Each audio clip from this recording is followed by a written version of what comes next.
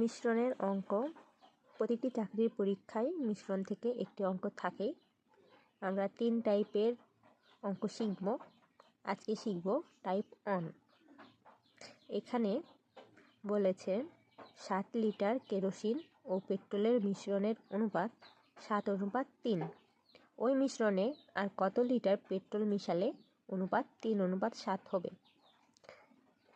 এটি আমরা একটা খুব শর্টকাট এবং সহজ টেকনিকের সাহায্যে করে ফেলতে পারি। আমি আগে থেকে আপনাদের জন্য একটা টেকনিক লিখে রেখেছি। সেটা হচ্ছে মোট লিটার থেকে অনুপাতের ছোট সংখ্যা ভাগ এবং অনুপাতের বিয়োগফল গুণ করতে হবে। তাহলে এখানে মোট লিটার হচ্ছে 7 লিটার। মোট লিটার থেকে অনুপাতের ছোট সংখ্যা ভাগ, এখানে অনুপাতের ছোট সংখ্যা 3 ভাগ করতে হবে এবং অনুপাত দ্বয়ে বিয়োগফল গুণ করতে হবে।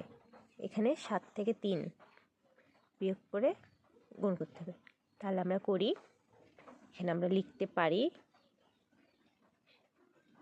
60, নিচে হচ্ছে ছোট সংখ্যা, ভাগ গুণ করতে হবে অনুপাত দ্বয়ে বিয়োগফল, যেমন 4। তাহলে আমরা কাটাকাটি করি, 3 20 60,